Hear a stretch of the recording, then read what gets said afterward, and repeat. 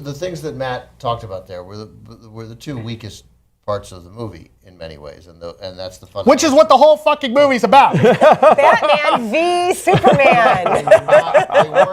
They just simply weren't done effectively enough. Like that Batman thought this guy needed to be reined in, and others did too. I mean, those crowd scenes, the chanting of the Superman has really caused all this havoc. I mean,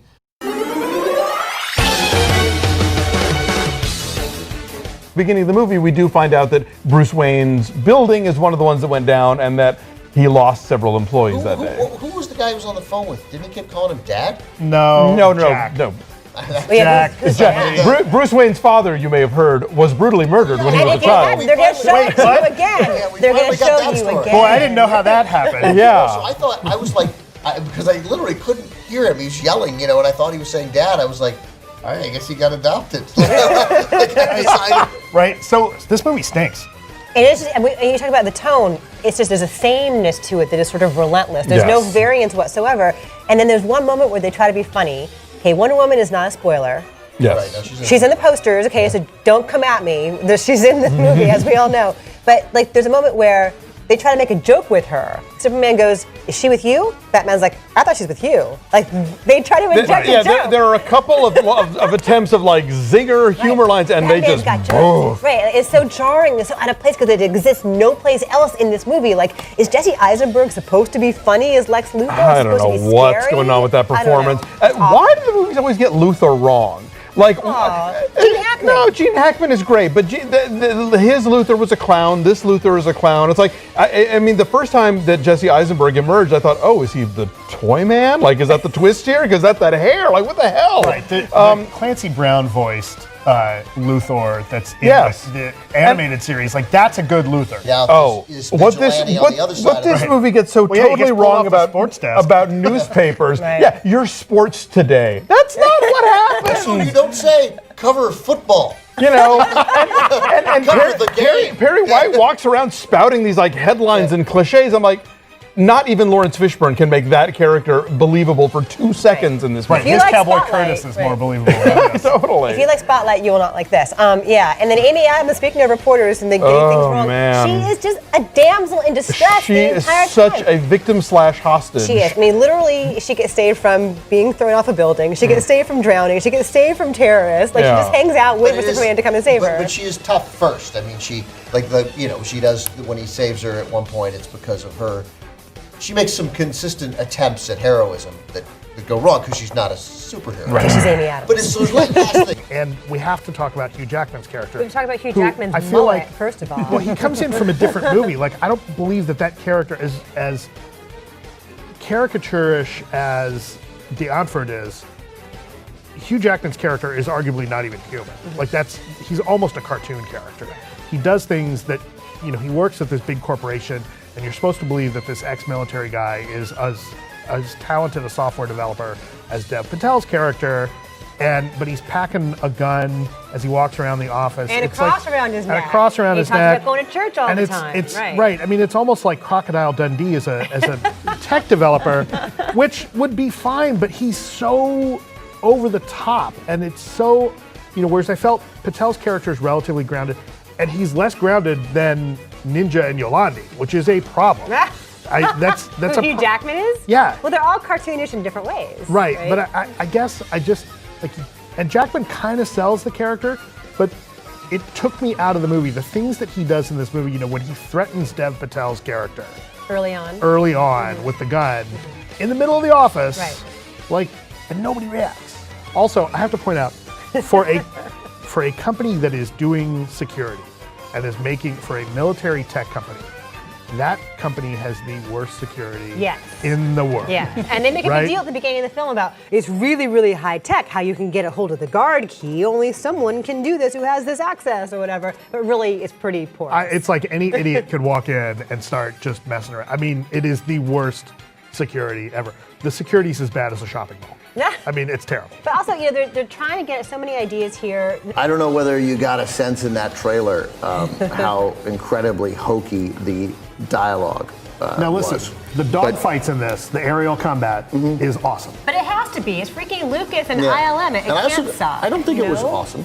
I think it was good. Oh no, it was great. It was very I glossy. thought it was great. I thought it was actually some of the most exciting aerial combat. I think even more so than something But it like was Top Gun. devoid of tension. Like it looked Oh, good. I disagree. I was on the edge of my seat. I really was. Really? The fact that they drop you into, I mean, as the titles are going, you're in the middle of a dogfight or something, right? But like it's like you're supposed to. There's Like, no context. They're flying around with the planes. There's no context. yeah. They You know. shoot the train down. You know, but Yes, the the flying first train, line of they shoot it the down. first line of the movie is when you see white fighter pilots escorting the heavies, and they say, "Germans, let's get them." I mean, it's just, so I'm a little out of the moment. I got to be honest. Germans, let's get them. I like that when they say, he's the best damn pilot I've ever seen. It's really, really hokey and corny. Yeah, it felt like a video game. And in a video game, you don't feel compassion for the characters. Well, a lot of that is because the characters don't feel like anything but two-dimensional types. First of all, you're not playing the right games. Okay, that may be. Second of all, the aerial fight scenes in this movie were awesome.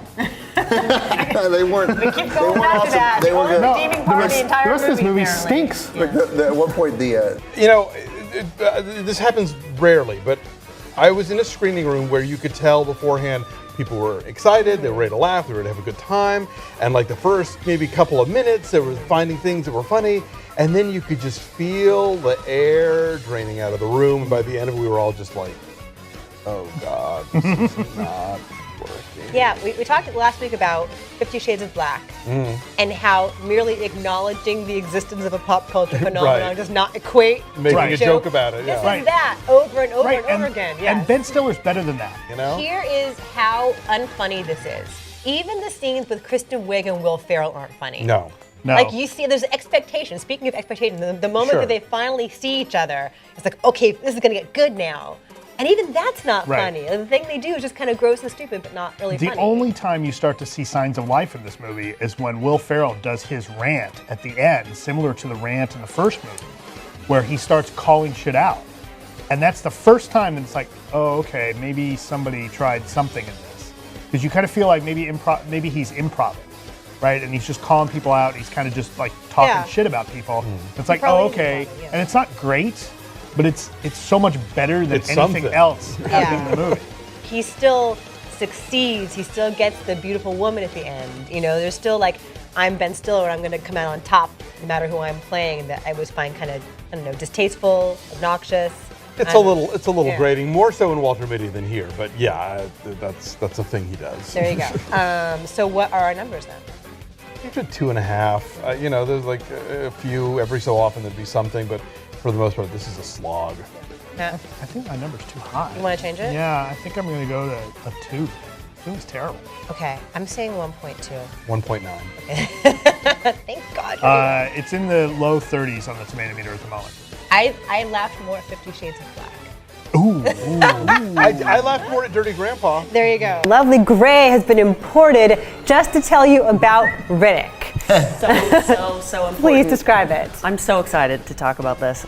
Riddick is a guy who's been through a lot of ups and downs in his life. We've been along for the ride. We've seen his interaction with Radha Mitchell. We've seen him make best friends with Judi Dench. And now we are seeing him once again abandoned on a planet that wants no human being living there.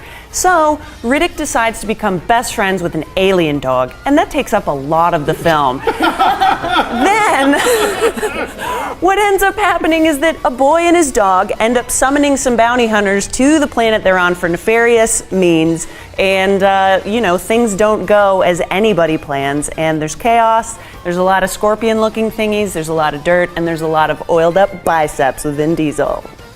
Love it! Vin Diesel and a dog. I want to see that. It's bonkers. Is I it? couldn't believe this movie. I couldn't believe they spent 15 minutes of the beginning of the film having him develop a relationship with a CG alien dog. Does it talk like in Cats and Dogs where you can see the Sadly, the if beagle only. mouth going what With kind of dog with is the it? voice of Ryan Reynolds. No. It looks like a Sort of a hyena dingo with a lizard tail It looks like thing. a hybra. Does it have heart of gold? Well, it's devoted, and it is immune to toxins because he shoots them up with the manta fish scorpion poison. But arguably, the dog has more personality than Dave Bautista.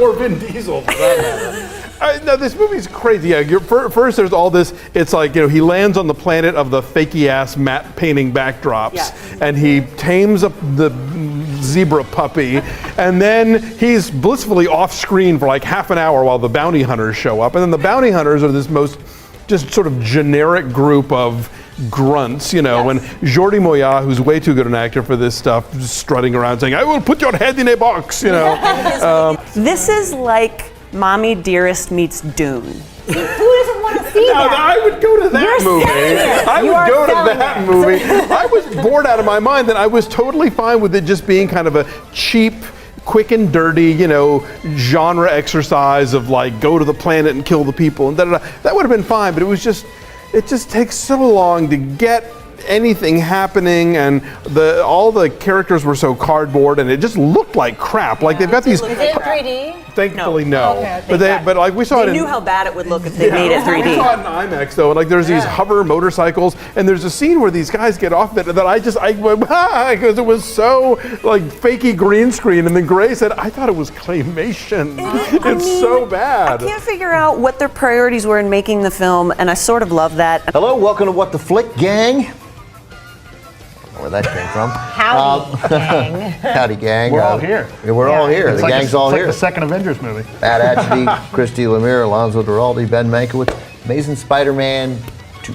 Yes, or as I like to think of it, the increasingly mediocre Spider-Man series. You mentioned that they graduated high school. Like, that bothered me right at the top. Like, I didn't read comics. I know, Christy, you didn't either, so I don't care. And like, as we're doing these Game of Thrones reviews, like, it doesn't matter to people. Like, first of all, it's a different medium. You can do whatever you want, right? So those people did not just graduate high school. Because they're like 26 years old. Like if you want to make maybe them, they were held back.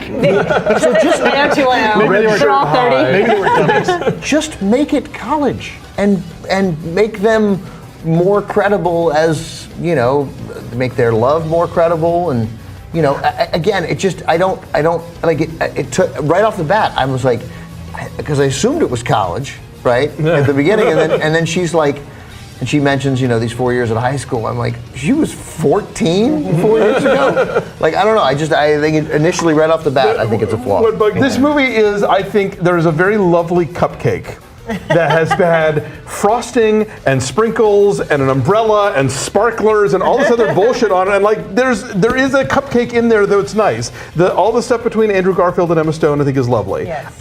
Some of the action sequences are kind of compelling. There are individual moments that resonate. Sally Field is great. Yes. And even on like just sort of a big summer blockbuster level, there are some wow moments that pop.